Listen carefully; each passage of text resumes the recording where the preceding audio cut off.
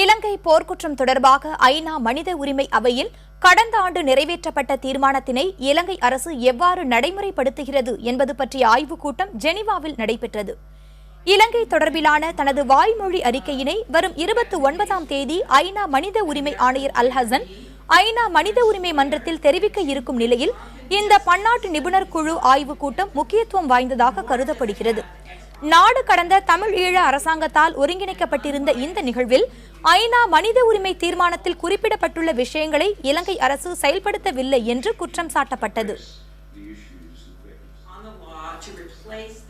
ஐநா மனித உரிமை சபையிலே ஸ்ரீலங்கா தொடர்பிலே கடந்த ஆண்டு நிறைவேற்றப்பட்ட தீர்மானத்தை நடைமுறைப்படுத்துவதற்கான ஒப்புதலை ஸ்ரீலங்கா வழங்கியிருந்த நிலையில் அந்த ஒப்புதலை எவ்வாறு ஸ்ரீலங்கா நடைமுறைப்படுத்துகின்றது என்பது பற்றியான விடயத்தை இங்கே இந்த அரங்கிலே அவர்கள் அம்பலப்படுத்தியிருந்தார்கள்.